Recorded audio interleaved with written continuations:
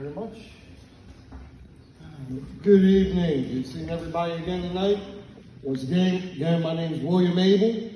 So I'm going to go ahead and talk about some of the differences between myself and John Carter, since the narrative wanted to be set, so we're going to go there. I myself would not vote for $335 million to go to a new FBI building after they go ahead and are told time and time again, after millions of dollars are spent investigating the FBI and how corrupt they are. Me personally, when I say I'm going to go ahead and ban vaccine mandates, I mean ban the vaccine mandates. Not overturn it for the military, but then vote against going ahead and overturning it for the airline pilots. I'm not going to go ahead and just talk about taking care of the military. I'm actually going to do it. If you look at the 2022 Omnibus bill, you'll see where there's $8.6 million for gender advisor programs. But yet there's still buildings on Fort Hood with black mold on it. And their solution, get white paint and paint over it. So when I sit here and I hear about how much work he's doing for the military, I never seen it when I was in there.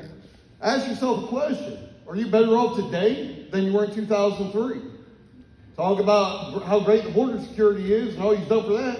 He's been up there for 21 years, and yet we had 300,000 plus illegal immigrants coming across the border. So maybe we need someone out there who's ready to go out there and fight and actually get results. Not going ahead and passing a bill through the House and saying, well, we did everything we can. We need someone who's going to actually do things. All right, example, border. There's quite a few things that need to be done there. Catch and release needs to be done away with. They're still using it right now today. We need to go ahead and build a barrier. We need to build a wall. Why? It ain't going to stop it, but it's going to prevent it. It's going to slow it down. It's going to act as a speed bump. We need to use the technology available to us. All right, most people here probably have a Ring doorbell. You know how you can go ahead and send someone so far away? Send a little alert to your phone. We can put something on the barrier or on the wall that does that. That way, if Border Patrol is 10 miles away, they got time to get to the sector before someone crosses the border.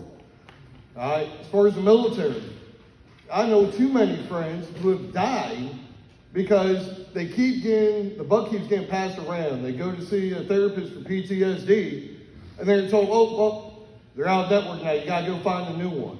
They got to start all over. And I've seen people have had to do that 6, 7 times. It's unacceptable. Congress, they have a slush fund to go ahead and take care of their sexual harassment claims and stuff like that, but yet we have nothing for the veterans. The way I see it, if a veteran or a law enforcement officer, even a firefighter, if they're dealing with some mental stress and they need to see somebody, even if their therapist falls out of network, they should go ahead and get the funds to go ahead and make sure that person, that hero, is getting the help they need from the person they're getting the help from. The vaccine mandates, this one's extremely personal to me, so this is why it got me so upset while seeing the way our congressman voted against the mandates or lifting the mandates for the pilots. My wife had an autoimmune disease. She was at a MELD score of 18, so the scores go from a 6 to a 40. She was 18, had been there for about 3-4 years, quite a few years. She was bad, but doing okay.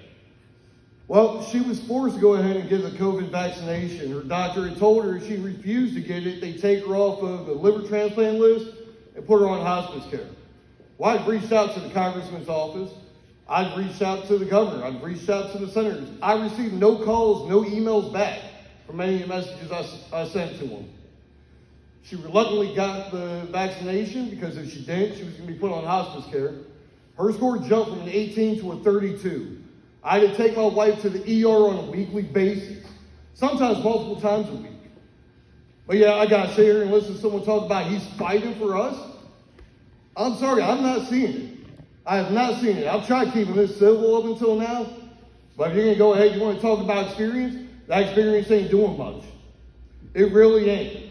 Because I'll tell you right now, I'm not doing better today than I was when Carter first got in office in 2003. So I don't know, if you think you're doing better today than you were, by all means, vote for my opponent.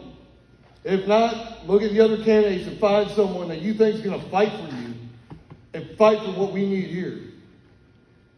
So that's about all I got to say on that. If you have any questions, I'll be here until the last person leaves tonight. Thank you.